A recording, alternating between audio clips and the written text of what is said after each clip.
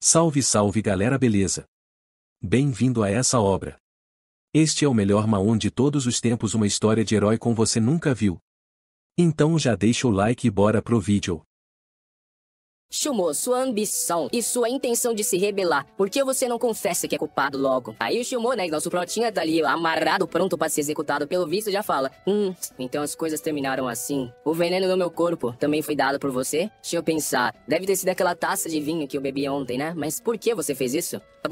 Quero dizer, a garota olha pra ele pensando, né? O ministro perdeu o cargo por causa das suas conquistas e você ainda me pergunta por quê? Pelo visto, nosso protinha tá sendo passado por causa de política. Ela então diz: eu me lembro que você tinha alguns sentimentos por mim e hoje eu vou pessoalmente te dar uma recompensa. Ela coloca a espada ali na frente da cara dele, né? E ele diz: eu que originalmente achei essa Roboshui pra você, né? O nome da espada. Eu não esperava que ela fosse apontada pra mim um dia. E aí, né, ela tem os flashbacks ali dele cuidando dela quando ela era bem criancinha, falando pra ela não se preocupar que ele ia proteger ela. Porém, ela diz: eu tô envergonhada de você. Depois de você morrer, eu vou te enterrar no cemitério imperial e todos os anos vou te oferecer alguns sacrifícios. Nisso, o protinha olha pra ela, né, e vê o contraste entre a garota que ele cresceu junto e criou e a menina que ela se tornou agora, que vai matar ele. E toma uma espadão no peito, filho, vai de base. Todo mundo ali em choque e o protinha pensando: então é assim que termina, né? Tá na hora de ativar minha escritura da reencarnação. E nisso, o protinha como a borboletinha e já acorda de volta em algum lugar que ela não sabe, mas ele tá vivinho. Parece que essa vida dele já era uma reencarnação, na qual ele tá dentro de uma novel. O que ele fez? Ele tentou roubar todas as oportunidades do protagonista da novel, né, pra conseguir mudar o destino dele. Uma das coisas que ele fez foi cultivar o máximo possível a heroína, que era essa Liu Huoshue, que é a menina que matou ele, e criar uma dinastia só pra ela e tornar ela imperadora. Ele acreditava ter feito algo impecável, que não tinha como dar errado pra ele, porém o destino dele de ser um personagem substituível não mudou e ele foi executado da mesma forma no final das contas. Chega, dessa vez ele não vai cometer os mesmos erros e vai pegar todo o poder pra ele. Nisso um cara abre ali a cortina e diz, né: Mr. Ho, qual que são as suas ordens? Ele pergunta, né, quanto tempo que falta pra chegar? O cara fala que falta uma meia hora. Pelo visto ele tá indo pro hospital de Salesian,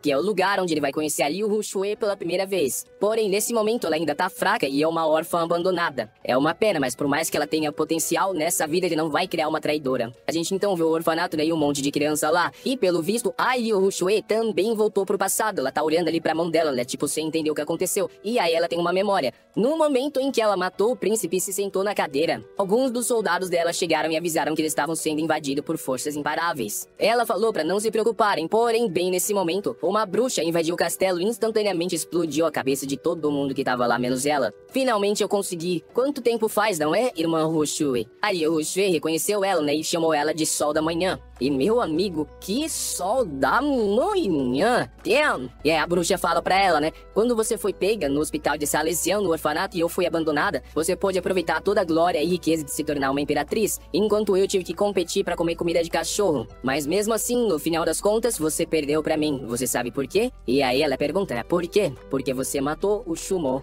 A dinastia Yan era indestrutível desde que Shumo estivesse aqui no castelo. Porém, com ele morto agora, a Huoshue vai responder alguma coisa, filho, mas já toma entre as montanhas. Ele é um espadão, filho. Fincou. Teve que ir tão fundo essa espada que não sai nunca mais. E a bruxa fala pra ela: você ficou tão perdida em querer mais e mais poder que matou o Shumo sem saber que ele era o grande protetor disso tudo. Você ainda tem coragem de se chamar de imperatriz? A Huoshue cai ali pro ladinho, né, falando: então era minha culpa. Se eu pudesse voltar pro passado, Shumo morre. E aí ela também voltou pro momento em que o Shumo vai pegar ela no orfanato. Caraca, filho, esse plot aqui tá bom, tá? Double Reincarnation, dali. O moleque ali chega, né, pergunta se ela tá bem, ela fala que tá bem, então troca logo de roupa porque tem um nobre vindo pegar alguém. Nobre? Comprar? Isso mesmo, é o Shumo. Foi ele que veio nesse momento da minha vida passada e me tirou do orfanato. Eu voltei por um momento perfeito, ainda vai dar pra conhecer o Shumo bem agora. Dessa vez eu com certeza vou fazer tudo melhor. Um cara do orfanato aparece e fala, né: quem trocou de roupa vem logo aqui pro jardim. Isso, a garotinha de cabelo branco que tá andando por ali, né, tá sendo esculachada, né? O cara tá falando pra ela nem aparecer por aqui porque ela não vai ser adotada. É bom ela nem afastar os nobres com essa aparência fraca dela. Mas ela põe a mão na boquinha ali, né, dizendo que quer conhecer um cara nobre também. Nisso o Shumo chega e o cara vai mostrando os órfãos pra ele. Porém, ele já tá pensando aqui que nessa vida ele não quer saber da Liu Huoshue. Enquanto a Liu Huoshue, né, tem certeza que vai ser adotada, já que foi a linha do tempo que aconteceu na vida passada dela. O cara do orfanato diz que testou os ossos e o potencial de todas as crianças ali, e essa garota aqui é a mais incrível de todas, falando que ela deveria ser adotada como escrava ou como soldada. Ela é perfeita pra qualquer combate. A Huoshue tá olhando ali pra ele com uma carinha, né, de quem tem certeza de que vai ser adotada, e o cara do orfanato diz que ela é meio cara, né, porque assim, ela tem um potencial. O Shumo vira pro cara e diz que dinheiro não é problema. Porém, nessa hora, ele sente uma aura familiar perto da garotinha ali. Vamos ser sinceros, por que o cara desenhou as nádegas dela com um compasso, filho? O bagulho tá mais redondo que tudo. Olhando pra ela, o Protinha sente uma aura que ele já conhecia e acha que é algo familiar. Será que é a pessoa que ele tá pensando? Ele pergunta ali pro cara, né, por que aquela mina tá largada ali no canto? E o cara responde, tu tá falando da Xiaoyang? Ela é a pior criança que a gente tem aqui, os ossos dela são fracos. O tradutor às vezes traduz Xiaoyang pra sol matinal, né, morning sun, e às vezes não traduz, aí fica um e outro. Nisso ele dá um grito com ela, né, e fala pra ela parar de incomodar os nobres. Porém, o Prota já reconhece pelo nome, né, ele sabe que é a bruxa da vida dele. E começa a pensar, né, qual que seria o potencial da grande bruxa que foi abandonada aqui e mesmo assim se tornou uma das mais fortes do mundo? O que aconteceria se ela fosse adotada? Enquanto ele olhava pra ela pensando nisso, ela se levantou e correu até ele, né, abraçou ele ali, falando, por favor, me tira daqui. A Xiaoyang tá disposta a trabalhar duro pra você pro resto da vida. O cara do orfanato ali, puto, né, pega no cabelo dela pra tacar ela longe, mas o Prota já para ele. A mina foi tacar ela longe, filho, mas já levantou e já se arrastou ali de novo, implorando. O Prota pergunta, né, você realmente quer que eu te leve? Ela diz que sim. Ele fala, você tem certeza que tá disposta a fazer qualquer coisa por mim? Ela fala que desde que ele tire ela de lá, ela tá disposta a fazer qualquer coisa pelo mestre. Nisso, de fundo, a Rushui tá olhando aquilo sem entender nada, né, porque não era pra isso acontecer, o script da história não é assim. Ela tem um potencial, ela devia ser a pessoa que tá sendo levada, tem alguma coisa estranha acontecendo. Ela começa a pensar que a bruxa matou ela e ainda voltou pro passado pra roubar todas as oportunidades dela.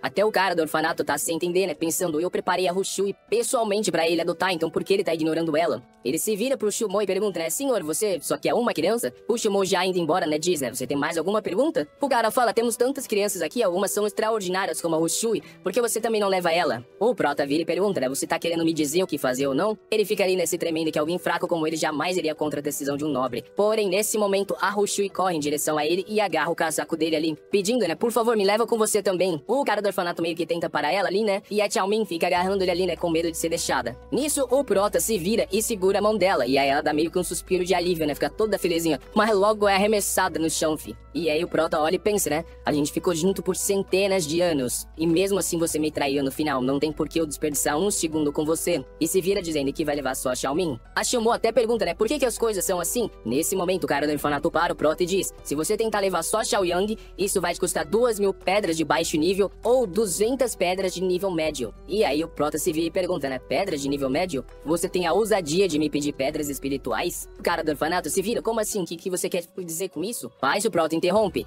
O que você vai fazer se eu não te pagar? O cara diz que nesse caso não vai ser tão fácil assim pra ele sair desse lugar e manda atacarem ele. E o Prota diz que tá curioso pra saber o que ele consegue fazer contra ele. E nesse momento, filho, sem ninguém entender nada, nem eu entendi, né? Nem o desenhista entendeu porque ele não desenhou. Os dois caras só ficam com sangue ali no peito e cai duro no chão. E uma gangue vem pra atacar ele, né? Mas ele é o Protinha reencarnada, filho. Se estão achando que vão fugir, já aparece ali um monte de estrela e grito e todo mundo morreu. Nisso, o Prota já tá olhando pro cara do orfanato e ele tá pedindo, né? Por favor, me perdoa, me poupe, eu vou te dar todas as pedras espirituais que a gente tem, qualquer tesouro que você deseja. Porém, de cabeça baixa, na frente dos dois, ele tá pensando que já que ele quer aquela garota, a única forma vai ser usar ela como refém e pula na direção pra capturar ela. O Protinha, bem tranquilo, né? Só dá uma cortada ali no bracinho dele, olha pra ela e fala, ninguém pode te machucar além de mim a partir de hoje. E agora você vai matar ele com as suas próprias mãos. E invoca uma espada ali na frente dela, dizendo que ele sabe que provavelmente o cara do orfanato abusou muito dela. E aí ela tem uns flashbacks ali, né? Do cara xingando ela, esculachando ela, espancando ela, socando ela e tudo mais.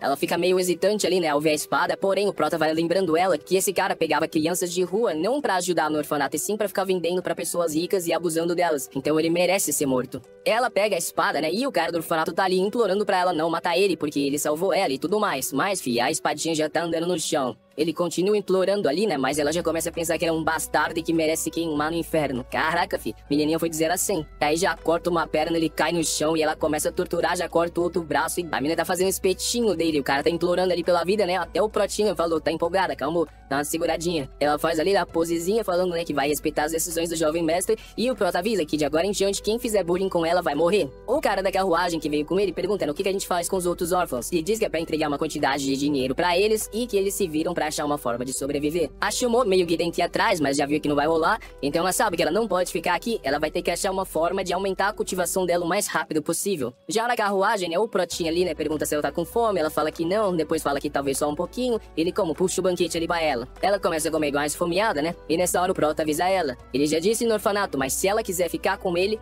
vai precisar colocar uma restrição no corpo dela, um tipo de restrição que torna impossível dela se vingar contra ele ou machucar ele. E caso ela faça isso, a alma dela vai cair no esquecimento eterno. Porém, ele vai dar a chance dela escolher. Se ela não quiser ficar aqui, ela pode ir embora agora. Ela pergunta ali, né, quem você pensa que eu sou? Eu já tomei minha decisão, eu vou ficar com você. Aí ele fala então pra ela só relaxar e resistir. Depois de fazer o selo ali, né, ela fica presa nas correntes e ele fala pra ela tentar dar um soco nele. E aí só dela pensar em dar um soco nele, ela já começa a sentir dor. E o prota avisa que esse é o efeito da proibição. Porém, só foi fraco assim porque acabou de ser feito. No futuro, se ela tentar qualquer tipo de agressão contra ele, os efeitos vão ser muito piores. Ela diz, né, que jamais vai trair o mestre, e o cara do outro lado ali avisa, né, chegamos na mansão, senhor. O prota então, né, pede pra conseguirem um quarto pra ela e alguém pra dar um banho nela, porque ele tem algumas outras coisas pra lidar e ele vai voltar mais tarde. O cara da carruagem ali, né, chama ela e vai mostrando a casa pra ela e ela fica impressionada. Até que ele chega ali num quarto e diz que a partir de agora ela vai morar ali.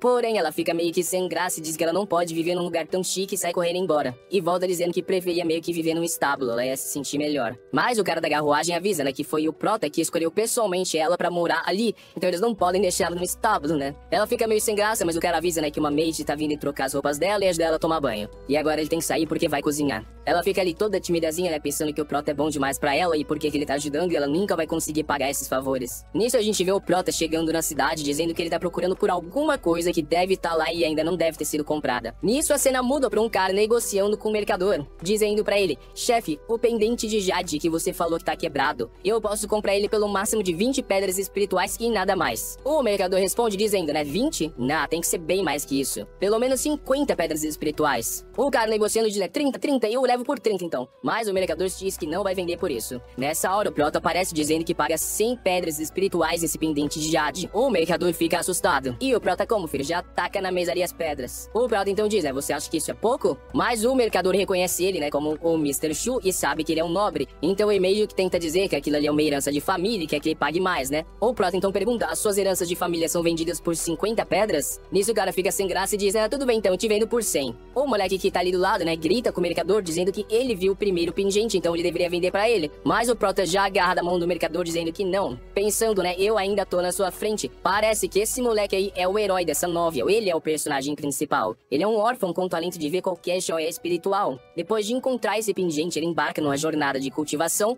e se torna imortal, mudando o destino dele. O prota sai andando então e o moleque fica ali caído no chão pensando quem que é essa porra desse marquês. Pensando que a aura que tinha naquele pingente era algo que ele nunca tinha visto. E já fica ali, né, jurando que um dia vai se vingar de hoje. Porém, ele vê uma explosão de energia cortando os céus, né, e se pergunta, será que uma criatura espiritual nasceu? E já corre naquela direção. Nisso o prota é visto ali num beco, meio que quebrando o pingente, e parece que tinham duas coisas guardadas dentro daquele pingente, um pergaminho e um anel de ouro, né? É o livro espiritual das nuvens e a chave espiritual das nuvens. Quando ele chegar no reino da cultivação do espírito, ele vai conseguir com esses itens alcançar os céus. Assim, é aquele bagulho de cultivação, né, fi? O palácio secreto parece que foi deixado nas nuvens pelo imortal antigo. E com essa chave ele pode entrar nesse lugar onde tem tesouros que foram abandonados pelos imortais do mundo inteiro. E nessa vida ele vai fazer questão de pegar todos os tesouros pra ele. De volta no castelo, né, ele fala pro mordomo ali da entrada pegar a garota, né, e levar ela porque eles vão ter um jantar agora. O prota então pergunta pras minas ali na porta, né, cadê ela? E elas avisam que ela tá ali na sala. Na sala dela ali, as mulheres tá dando um banho nela, mas ela tá meio sem graça, dizendo que não gosta que deem banho nela. E ela diz que as mulheres saem, né, e ela fica toda relaxadinha ali, né, felizinha, dizendo que nunca tinha tomado um banho desses. Nisso o prota tá prestes a entrar, né, mas aí ela avisa que tá tomando banho pra ele não entrar, e aí ele pede desculpa e sai. A cena muda aí pra ela já com a roupinha chique dela, toda bonitinha, e o prota elogia, né, falando que ela fica melhor com roupas boas, e fala pra ela ir porque agora eles vão comer. Chegando lá, tem um mega banquete, obviamente. A mina começa a comer um monte de coisa e o pessoal tá até assustado com o quanto ela come. Ela ficou até gordinha ali, mano, de tanto que ela comeu.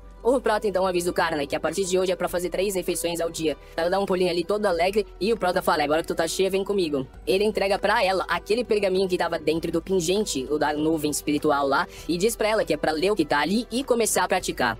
Pensando, né, que se uma bruxa tão poderosa mal teve ajuda na vida dela, imagina o quão forte ela vai ficar se ela praticar desde cedo. Ainda mais com pergaminhos de alta qualidade. Nisso a cena volta lá pro mercador e ele tá puto, pelo visto ele descobriu que dentro daquele pingente de jade haviam alguns tesouros. Enquanto ele tá ali todo puto, um velhinho aparece, né, puxa um pergaminho e diz, né, você por acaso não viu essa jade aqui no desenho?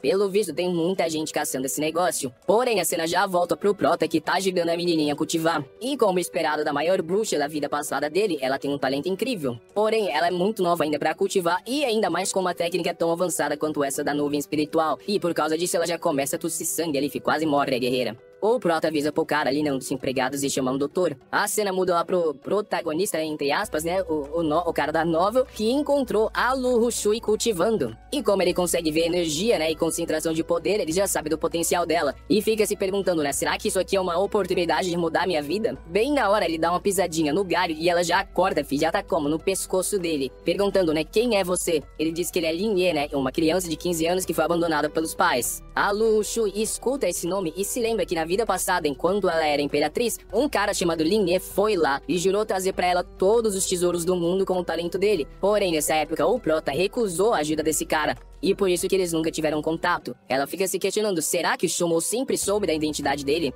Lembrando que na vida passada ele avisou ela que sabia encontrar tesouros, ela fica pensando, né, que talvez seja uma oportunidade de pegar os tesouros desse cara pra ajudar ela na cultivação. Ela então já chama ele, né, pra viajar junto com ela por um tempo. Ele fica ali, né, meio sem graça, perguntando, como assim, fi, do nada? Mas ela parece não tá se importando, fi, como se já não tem opção, tu vai. De volta na casa do Prota, o velhinho ali, né, tá analisando o corpo dela e diz que ela possui um corpo muito fraco, com a constituição também muito fraca, e é por isso que ela precisa comer muito pra se manter viva. O Prota então pergunta, né, será que ela não serve pra cultivação? O velhinho avisa que vai preparar uma poção que pode aliviar os efeitos, porém toda vez que ela cultivar, ela vai sofrer muito durante o processo.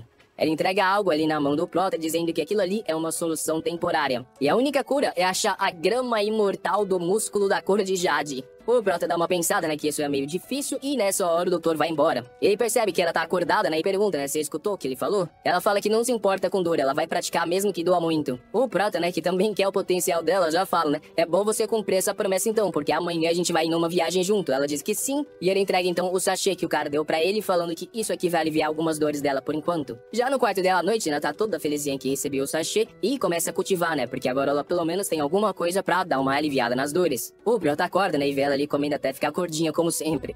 Nisso, ele já agarra ela ali e os dois saem viajando pelos céus. Eles vão em direção a algumas montanhas, que o Prota diz, né, que é ali que secretamente estão escondidos os ingredientes que eles precisam pra fortalecer o corpo dela. Ao chegar lá, ela tá meio cansada, né, mas ela escuta um som e chama o Prota. Quando ele se vira, tem um tigre atacando os dois. Ela meio que se joga ali na frente pra tentar proteger, né, mas assim, se jogou na frente e fechou o olho, filha, suicida. Mas o Prota tá bem tranquilinho ali, né, e diz que ali existem muitas ervas ambar escarlate, e uma besta não merece ter tantas delas. E transforma a besta em osso, ela cai dura no chão e depois volta a ser uma besta, filho. O cara, como? A mina fica até perdida ali também, né? Falando, pô, por que não aconteceu aqui, filho? O cara era um esqueleto e depois voltou normal. O Prota diz, né, que é o Sutra Celestial da Reencarnação. E falam que já tá de noite demais, eles precisam descansar e isso aqui vai ser a refeição deles. Ele puxa uma das plantas ali do chão, né, e fala que eles ficarão ali por perto. Já dentro da caverna, eles estão assando o tigre ali, né, pra comer e ela dá uma espetada nele. Porém, ele para ela, né, e fala pra ela controlar a respiração dela. Nisso, eles veem alguns caras fora da caverna. E o Prota avisa ela, né, que é por isso que quase ninguém vem pra essas montanhas à noite, é muito perigoso. Mas fica pensando, né, que se esses caras tentarem atrapalhar os planos dele, ele vai ter que aniquilar todos. A gente vê a Lu Hushui observando ali na mesma região, se perguntando por que tem tantos soldados andando por ali. O Lin Yue encontra ali a região onde o Prota matou o tigre, né, e avisa a Hushui que foi ali que rolou um combate. A Lu Hushui tá ali no chão, né, se perguntando por que todas as ervas ambar escarlate desapareceram. Será que foi algum membro de alguma seita ou será que é coisa do Shumon? Nessa hora ela sai correndo, pensando que ela precisa da fornalha de alquimia e começar alguns elixires. O Lin Yue, né, pergunta onde ela tá indo e ela fala que ela tá indo procurar um tesouro perigoso. Se ele tá com medo, pode ficar ali. Na caverna, o Prota e a Chao Yang estão acordando, né, e pelo jeito ela desmaiou de dor na noite anterior após cultivar. Ele coloca ali a mão da testa dela, né, e diz que ela alcançou o sexto nível do refinamento do Ki em apenas alguns dias. Mesmo com muita dor, o potencial dela é incrível. Ela fica toda coradinha ali, né, feliz. Porém, ele fala, né, que se ela continuar evoluindo tanto, o corpo dela não vai suportar essa pressão. Ela diz que tá fazendo tudo isso só pra ser alguém que consegue ajudar o jovem mestre. Mas logo então ele sai andando e fala que eles têm que ir logo, joga uma poção nela e fala, né, que isso aí também vai te ajudar a aliviar as dores. E ela fica toda felizinha com o negócio na mão, né, mas mano, esse cara ele joga e sai andando toda vez. Nunca vi tanto as costas de um Prota, né. A cena muda e ela tá perguntando, né, jovem, essa fornalha que a gente tá procurando é tão importante assim? Ele diz que sim, é uma qualidade acima de todas as outras fornalhas e tá logo à frente. Porém, tem que tomar cuidado porque tem uma serpente de jade protegendo a fornalha. Ao chegar lá perto, o Prota escuta alguns golpes e quando ele olha, tá o Lin Yue combatendo a serpente. E o Prota não consegue entender nada, não era pra esse moleque tá aqui. Ele pula pra dar um golpe na cabeça da serpente, só que o Prota sabe que vai dar merda. E no meio do ar, ele toma uma rabada, fi. Bate as costas na parede ali, já gospe sangue e fica pensando, né, fudeu, morri. Mas nisso, nosso Protinha aparece pra combater a serpente, dizendo que é o destino dele combater essa essa fera, então ele vai ficar com o núcleo dela. Ela começa a concentrar ali uma bola de energia, e o Lin Wei fica impressionado, né, que aquela criatura consegue utilizar poder espiritual. Nisso ela causa uma explosão em cima do Prota, porém, obviamente, ele tá ali no meio intacto. A serpente tenta fugir, né, mas logo dá de cara com a Xiaomin, que tenta levantar uma barreira ali de poeira pelo visto, porém a cobra só se defende e parte pra cima dela. Nesse momento, o Prota conjura ali uma mão espiritual e esmaga a cobra em vários pedaços, pegando o núcleo dela. A Xiaomin fica ali meio caída, né, acabada, dizendo que é fraca demais, chorando. O Prota, né, explica pra ela que não foi perfeita a situação que aconteceu, porque se a cobra continuasse com medo dele, o núcleo não seria perfeito. Mas quando ela apareceu, a cobra ficou meio que tranquila, né, calma, e por causa disso a morte dela foi tranquila e aí o núcleo veio perfeito. Então, no final das contas, ela agiu exatamente como ele esperava e fala que foi um bom trabalho, né, e colocaria uma pomadinha na perna dela. Ela fica toda felizinha, né, dizendo que foi a primeira vez na vida que ela foi elogiada. O Lin Wei ali atrás das árvores tá puto, né, porque é o mesmo cara que roubou o pingente de Jade. E já tá se questionando, né, será que ele sabe meu segredo? Pensando no pote de alquimia que o Prota realmente tá atrás. Ele tenta sair meio que ali sem o Prota perceber, né, pensando que não pode ser pego. Mas na hora o Prota já aparece na frente dele dizendo, né, pra onde que tu tá indo? Ele responde que pra lugar nenhum. O Prota então pergunta, você tá sozinho? Ele diz que é só que ele acabou ficando pra trás do grupo dele. O Prota então pergunta, você viu algum grupo de cultivadores? Ele aponta numa direção e aí o Prota vai pra outra direção. E pelo visto é aonde a Lu Shui tá. Já nessa caverna o Prota sente um cheiro de sangue. E quando ele olha pro chão tem um monte de esqueleto lá. Ele começa a se questionar porque na vida passada dele isso aqui também não tava aqui. E todos ali são discípulos da seita da tempestade. O que eles estão fazendo aqui na Cordilheira de Jade? Todos esses ossos ali pertenciam a cultivadores no segundo estágio do reino espiritual, muito abaixo da serpente, então nem era pra eles virem pra cá. Ele agarra ali, né, um dos pertences desses esqueletos abandonados,